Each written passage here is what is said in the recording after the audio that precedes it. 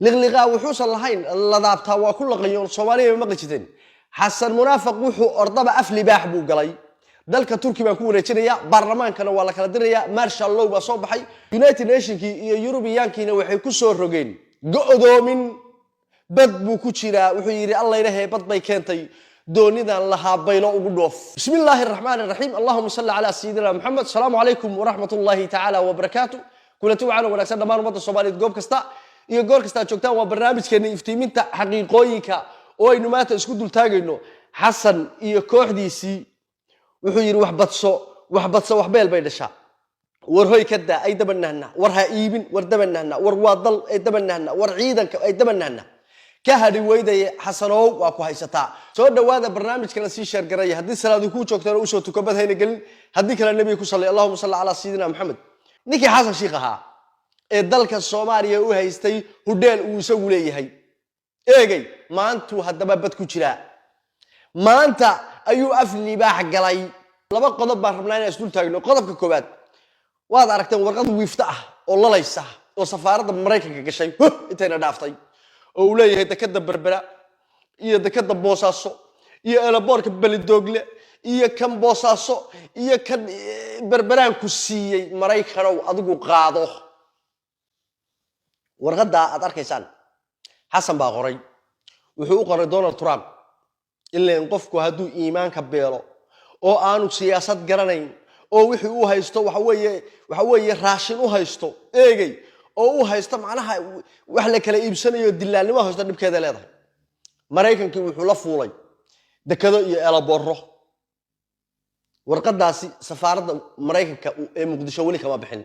بل إسكا داي وسارة أريمها الدبادة مريكان كما قارن دونالد ترامب وركي سبدا ورقد داسو قرأي muxuu uga daleeyay marka warqadan ujeedadoodu maxay tahay nin loo og yahay dal iyo dad inaanu gacan ku hayn eegay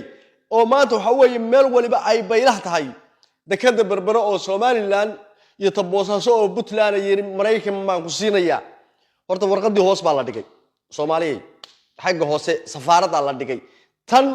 social media wareegaysana waxay ka soo baxday fiil qabyala أنا في الورديق اللي أورما في الغبيالة اللي هذا أيه كسب بحضر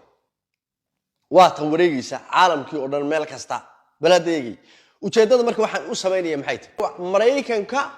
إنه كهل لف بان أوركرا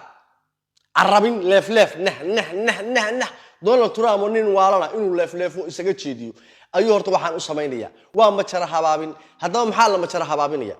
وحل ما ترى حبابين يا هشيسكا تركيا iyo sababta Turkiga u tagay Xasan waa ogtay in Turkiga u tagay Turkiga tagistiisa waxa ka horeeyay heshiis hadda ka hor baarlamaanku iyagoon akhrin la ansixiyay oo mustar ansixiye aadan gambadh uu ansixiyo dibaax ku dhuftay sidii caadada ahayd waa heshiis dawlad kale la soo galay oo iyadoon la akhrin oo aan la eegin oo aan laga doodin oo aan la rogrogin oo aan la keenin golaha baarlamaanka xeetajinta balad eegay waxa weeye la ansixiyay muxuu yahay markii heshiiskaas waxa weeye dalka Turkigu inuu dalka Soomaaliya inuu maxmiyad u noqdo Turkiga kitaabo hore buugaag hore la soo rogay barigi halka ahaa dawlad Ismaaniya waxa hoos ma jirtay Muqdisho waxa hoos iman jirtay dalka dhan leeyahay Xasan Muqdisho waa istaay Muqdisho iyo Soomaaliya iyo wuxuu hoos iman jireen Ismaaniya waxa weeye dawladda Cusmaaniyada loo horjeeday islaamka ahayd Sultan Hebel bay hoos tagi jirtay dhag turbal la rogtay dalka Soomaaliya in Turkigu maxamiyad ahaan u isticmaalo uu noqdo gobol Turkiga kamid ah Erdogan madaxweyne u yahay Xasanna uu sii joogo Muqdisho taa maxaa dhacaya Xasan iyo ninkii Erdogan laba qodob ayay meel dhigteen waana sababta keentay qodobka saddexaad ee maanta waxa weeye xakamaynta iyo go'doominta lagu soo rogay Xasan iyo intii la ganacsanaysa fiil qabyala joogtay waxa dhamaan la xilxidaya raggii oo liiska asla galiya caalamka raggii Xasan munaafiq qareeruhu ka fadhiyay mid baan isku taagaya biidin Ilaahi tacaala labada qodob waxay yihiin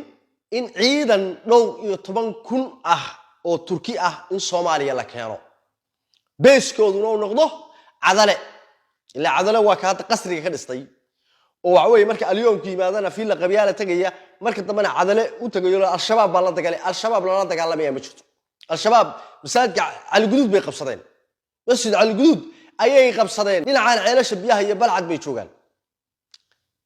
wax al-shabaab la dagaalamaya ma jirtay bayskaas cadale in loo sii gogol xaadho turkigu wuxuu saldhig ka samaysanayaa meesha la yiraahdo cadale halkaas oo waliba uu doonayo hadhowna dayax gacmeed inuu ka kiciyo sidii caadada ahayd hadda kor waatu lahaa kan magaloodka Xamse madaxweynuhu 2060 ku joogaayo bustihiisa waa sii qaatay dayax gacmeed baanu kicinaynaa dayax gacmeedka la sheegay waa dayax gacmeedka turkiga beesku wuxuu noqonayaa cadale in dhowr iyo 10 kun oo ciidan ah oo saldhig weyn halka ay ka samaystaan oo wax weeye turkigu leeyahay deedna baarlamaanka Soomaaliya la kala diro sida caadiga ah baarlamaanka Soomaaliya la kala diro mar hadii baarlamaanka la kala dirana eegay wax sharci ah awal bad sharci ma jirine iyo wax nidaam ah iyo wax baarlamaan liyaado iyo wax doorasho liyaada ay meesha ka baxdo xasanna uu noqdo gudoomiye u fadhiya Muqdisho turkiguna uu la wareego war riwaayada iyo riyada maalinta cad ah ee waxa weeye Erdogan iyo ninkii liyaado xasan ay waxa weeye ku riyoodeen oo astuseen heshiiskii marka hadda ka hor leenaga qariyay ee baarlamaanku iyagoon akhrin ay saxiixeen ee dhaqaalaha badan turkiga ku bixiyay waxa weeye Soomaaliya inay soo gasho oo maxmiyad u noqoto dalka turkiga oo dhammaan Soomaaliya oo dhan dalka turkigu la wareego maadaama caasimadii Muqdisho oo gacanta ku dhigay in Soomaaliya oo dhan gacanta ku dhigay waana siday tahay baladay markii caasimaddaadii la qabsaday dawladnimadaadii eegay waxba ma jiraan way maamul goboleedyadu sidooda iska taagnaadeen iska waxa weelahooda iska qaraab doonteen nafsi qof waliba ha gala way heshiiskaas wuxuu ahaa in turkigu la wareego eegay awal iyo aakhir ba dalka Soomaaliya oo isagu mas'uul ka noqdo caalamka oo dhan isaga wax laga weydiiyo taas waxay keentay marka ilaan turkigu Soomaaliya turki kaliya boob ma ya caalamka oo dhan ba boobaye wala waa timir xabaal taal bay Soomaaliya noqotay Yurubiyaanki ayaa kacay Yurubiyaanku haduu kacana United Nations baa kacay xasan waxa la saaray go'doomin waliba waa loo hanjabay inta hanjabaada isaga loo hanjabay iyo waxa lagu sameeyay aanan idin dul istaagin waxaan rabaa xasan horta wax Allah ali wixii garbiisa joogay masaadiq Suuriya ma Liibaanbuur ba ma ugas dhagayba dhammaan wax Allah ali wixii dilaal isaga u ahaa ee buqcadaha u iibin jiray ee dhulka danta guud u iibin jiray ee ciidanka leen jiray ee mushimada dhigi jiray ee dhaqaalaha samaystay oo dhan beesha caalamka United Nations iska beesha caalamka taa maqashadu waa United Nations ilmo Yurub joogay ganax dhamaantood waxa la saaray inay xabsi wada galayaan meeshii lagu arko in lagu xidhayo waa saadiq Suuriya waa Liibaanbuur waa ugaas dhagay waa ninka loo hebelka Maxamuud la yiraahdo adu waa dhowr iyo 10 nin aad aragtaan warqadaasi ku qoran warqada hortiina taala ayay ku qoran waa dhowr iyo 10 nin kan waxa loogu talagalay meeshii lagu arko eegay in xabsi la dhigo haddaba xasan maxaa la yiri markii kiiskani soo baxay turkiga ileen majar habaabin bay ahayd dekada berbera ku siiniya dekada berbera mise haysta oo awood u leh boosaasaa ku siiniya mise geen kara boosaaso oo tagi kara majar habaabin bay ahayd iyo shacabka in maskaxdooda iyo maamkooda lagu jeediyo maadaama reer Soomaaliland iyo reer Puntland ay waxa weeye xagga soo qarasay siyaasadda iyo hadalkii dad hadal badan oo wax dhaqaajiyeen in focuska xagga la saaro nimanka maamulada haystana loo sameeyo suuq loo sameeyo oo iyaguna markooda soo hanjabaan jeedada laakiin saxda waxa weeye dalka in turkigu la wareegayo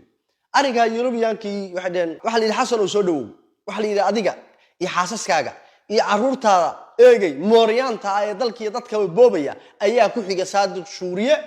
iyo ugaas dhagay iyo Liibaanbuur iyo rag la midka xabsi baadna galaysaa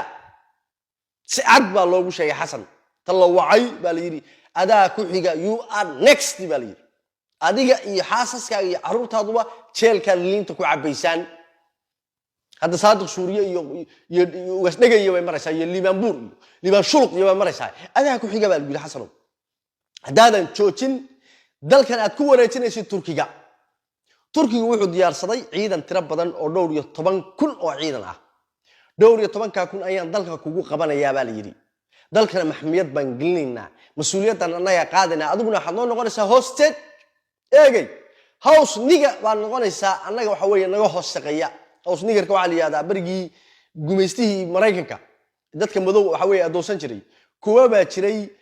FF ah oo fataal la ahaayo waxa weeye u dhaxayn jiray dadka la dhibaataynayo iyo qolada gumeystaha cadaanka ay u dhaxayn jireen oo guryaha dadka cadaanka iyo hambada iyo ka cuni jireen dhar caadi ah xidhan jireen aduu FF baa la yiraahdaa fiiri fataal leeyahay kuwaas house nigar la yiraahdaa oo waxay u khidmayn jireen cadaanka aduguna house nigar noo noqo baa la yiri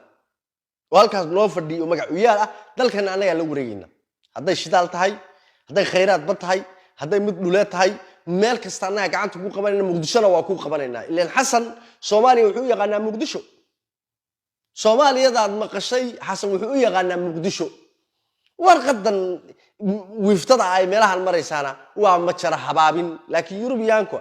Soomaali maaha oo waxa weeye caadifada hal mar dadka dhan hada wada qaynaya dekada berbere ma hooyada baale Soomaaliland iyo nimankii isaaqo qaynaya banarka iyo hartiga iyo beelaha ka qaynayo ma boosaasu iman kara yaa idin socda warqadan safaaradda ma dhaafinba maba dhaafin safaaradda laakiin ujeedku wuxuu ahaa Turkigu inuu dalka la wareego Yurubiyaanki iyo qaramada midoobay iyo waxa weeye imaam Mareykan iyo galbeedkina waa ka war heleen waxa dheen Turkiyow anagii meesha intaas oo sano dhaqaalaha ku soo bixinay doonayna aad u kaliya cuntid bimaana waxa weeye Soomaaliya waa neef bisil oo si fiican loo dubay eega oo miis saaran oo nin waliba midida oo afaysanaya weeye sidoo cadkiisa iyo garabkiisa u goosan lahaa baladeegay Xasan maantu god galay wixii hore buu yiri waa udaa wixii hore shilinta siiya dalkii oo dhan buu rabaa inuu iibsado waad ogtiinay Turkiga guryaha uu ku leeyahay hantida uu ku leeyahay eegay Erdogan saas uu wuxuu yiri war dalkan waa baska baylaha ma baqaadataaba maska qaadataaba debigiisa waa qaadanaya buu baarlamaankana in la kala diro maadaama doorasho qof iyo codana warkeeda badaa riwaayad ahayd teendadina Xasan aan rabay inuu ku noqdo eegay wuxuu yiri dalkan ma marshal law bangalaya marshal law xaalad degdeg ah emergency waa dhacay wadanka waa la qabanayaa buu yiri dhowr iyo 10 kun oo Turkiga buu isku gurdo markuu ciidankii Soomaaliyeed laayay dalkii baabi'iyay buu yiri bal nin ciidankiisii laayay oo Turki ciidanka doonay maartay wuxuu haystaa waa hodeel nimankan hawiyana dhibaato haysata siyaasiyiinta hawiye maaha shacabka dad sharaf leh siyaasiyiinta hawiye dhibaatada haystaa waxay tahay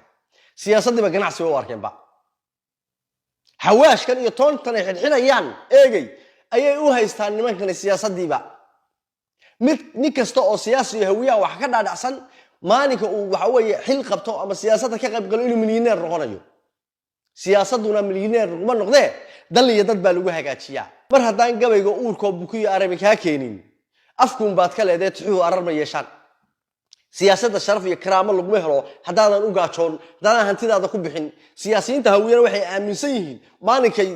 waxa weeye xil qabtaan ama siyaasadda galeen inay milyaneer noqonayaan waana ta keentay maanta dalkii dhamaa Xasan munaafiqiin sanadka Ilaahay cimri dheer iyo caafimaad iyo cibaado suban u gaarsiyo inta xanuunsan Allah caafiyo intii dhimatana Allah u naxariiso dalkeena barwaaqaha ummadda Soomaaliyeed oo gacmaha is qabsata musiibooyinka iyo balaayadan Ilaahayna hareer bariyo iimaan laawayaasha iyo madax ku tidii hargumaysan Rabbi inuu dhinac inoo dhaafiyo ayaan Rabbi inooga bariyaa warsan iyo nabaadino salaamu calaykum wa rahmatullaahi ta'ala wa barakaatuh